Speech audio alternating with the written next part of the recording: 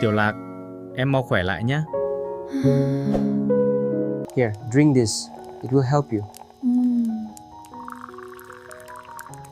Thank you. You are very kind. Hello, dear viewers. In today's story, as the cold weather suddenly arrives, Tieu Lac falls seriously ill with a high fever and is confined to her bed.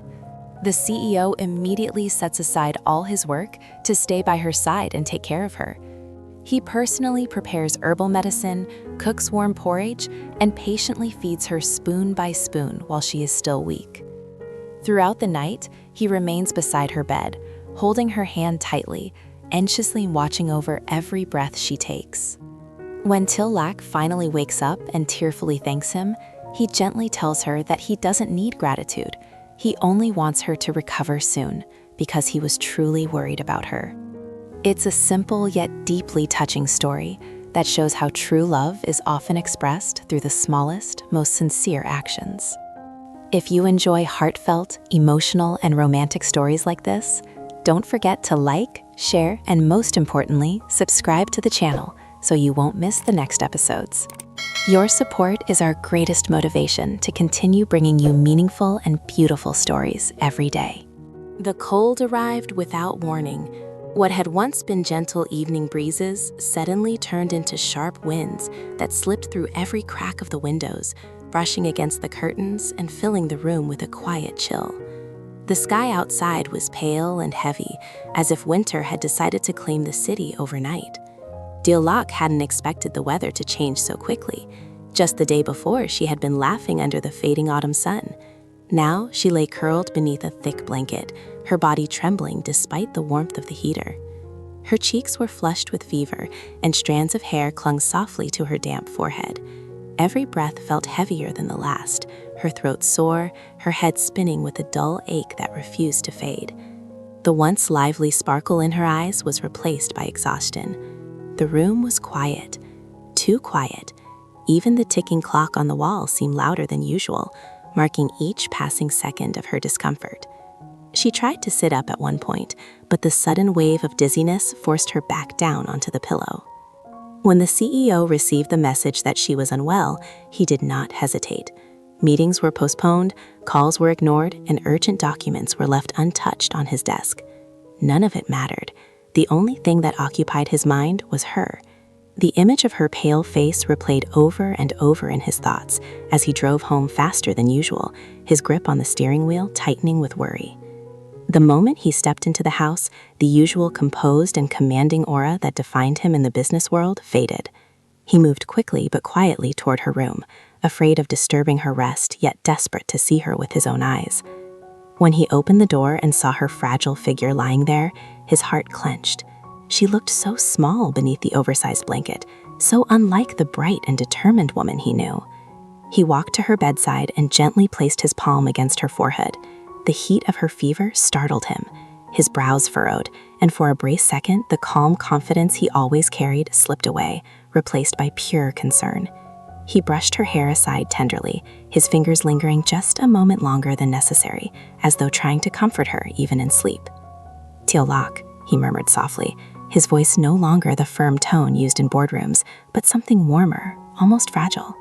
She stirred slightly at the sound of his voice, her lashes fluttering before she slowly opened her eyes. They were hazy with fatigue, yet when they met his, a faint sense of relief appeared. She didn't need to say anything. The mere fact that he was there was enough to ease the loneliness she had felt moments earlier. He adjusted the blanket around her shoulders, tucking it carefully to keep the cold away. Then he sat down beside her bed, refusing to leave even for a moment. His phone buzzed once in his pocket, another reminder of responsibilities waiting for him, but he silenced it without looking. Right now, there was only her. The powerful CEO who commanded respect from countless employees was nowhere to be seen. In his place was simply a man deeply in love, afraid of seeing the woman he cherished suffer. His eyes never left her face, watching every breath she took, every slight movement she made. If he could, he would have taken the fever upon himself. Outside, the wind continued to whisper against the windows, carrying the cold of the changing season.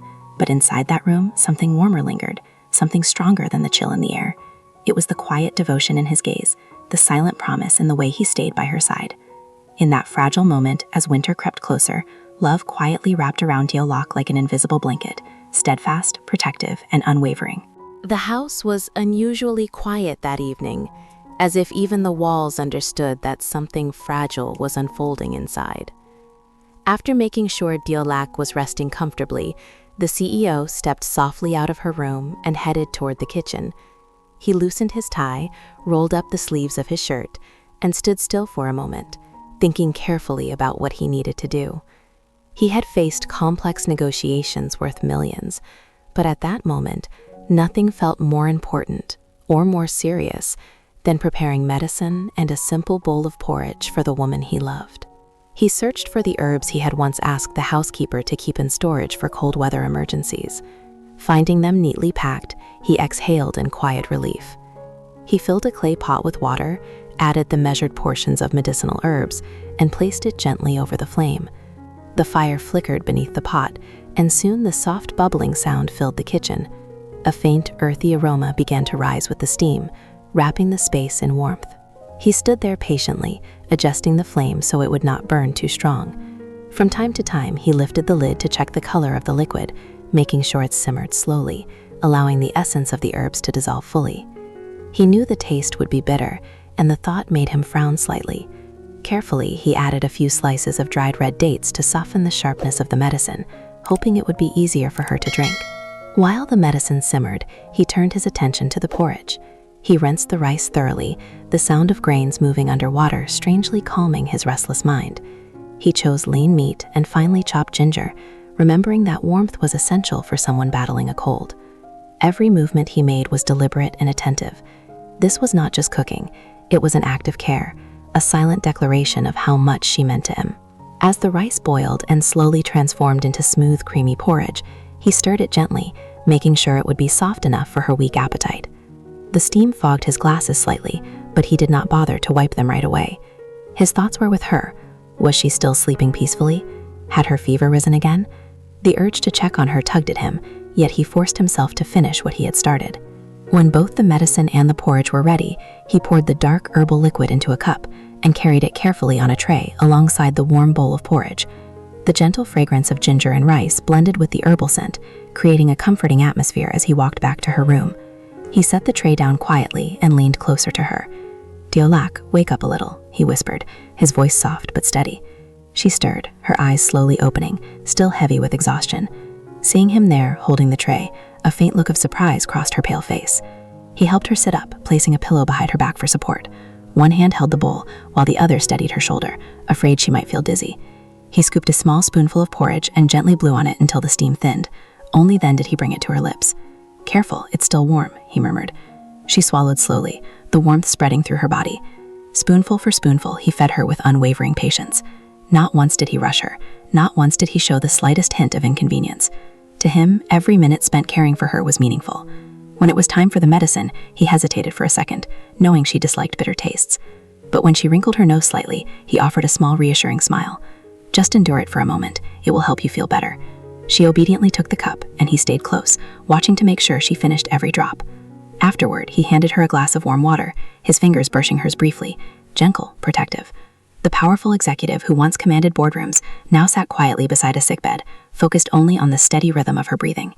In that warm, dimly lit room, love revealed itself not through grand gestures, but through simmering herbs, a bowl of simple porridge, and the unwavering devotion of a man who would do anything to see her healthy again. The night had deepened, and the world outside seemed to fall into a hushed stillness. The wind no longer howled against the windows, but whispered softly, as if afraid to disturb the fragile peace inside the room. A small bedside lamp cast a warm golden glow over the space, illuminating the quiet scene. Tieu Lac resting against her pillow, and the CEO seated beside her bed, his posture slightly leaning forward, unwilling to drift too far even for a second. Sometime past midnight, Tieu Lac stirred. Her lashes fluttered gently before her eyes slowly opened. The feverish haze had faded, replaced by a lingering weakness, but her mind was clearer now. For a brief moment, she seemed confused, unsure of how much time had passed. Then she felt it, a firm yet gentle warmth wrapped around her hand. She turned her head slightly. There he was, The CEO had not left.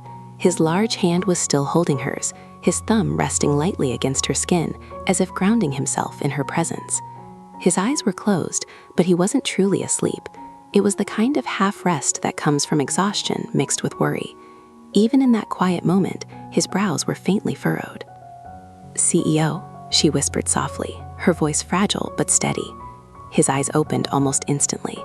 The moment he realized she was awake, the tension in his face shifted into relief. He straightened in his seat and leaned closer. "How do you feel? Is your head still hurting?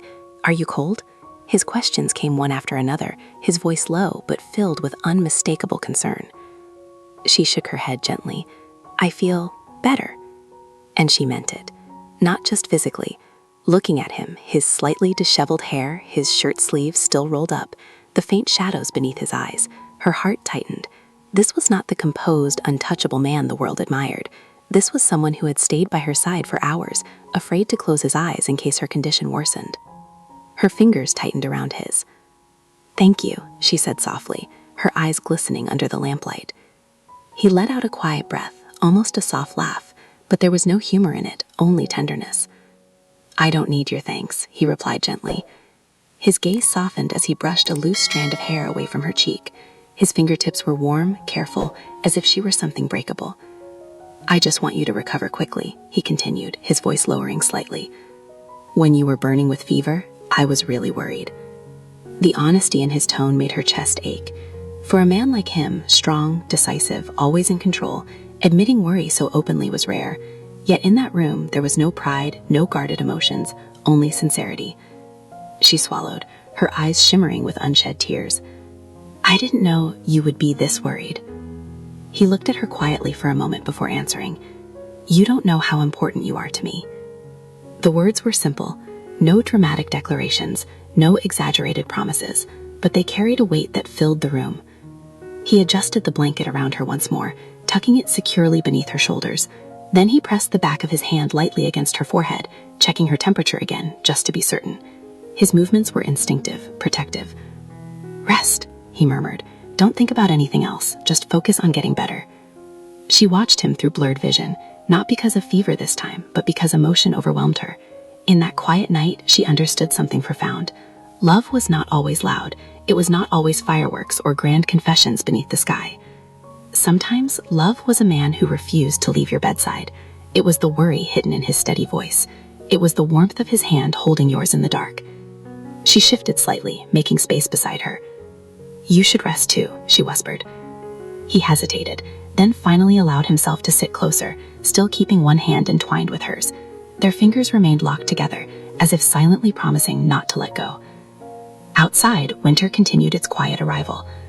But inside that room, there was no cold, only the steady rhythm of two heartbeats, close and certain, and a love that revealed itself most clearly in moments of vulnerability and care. Everyone, Tieu Lac feel seriously in after days of exhausted. A high fever left her unconscious, her face bent and fret. Seeing her lying weakly on the bed, the usually cold and decisive CEO put aside all his important meeting and postponed major contracts to stay by her side. He personally changed the coat towel on her for his checker, her temperature through the light, and held her hand whenever she trembled. For the first time, his sharp eyes were filled not with authority, but with worry and tenderness. In her hazy awareness, Tillac could feel the warmth of his hand and the steadiness of his presence. She slowly realized that his feelings were not out of obligation or pity, but sincerely enough from the heart. In her weakest moment, she finally understood how deeply he cared for her. If you were touched by this story, please like, share, and leave a comment below. Thank you for watching and see you next time. Bye bye everyone.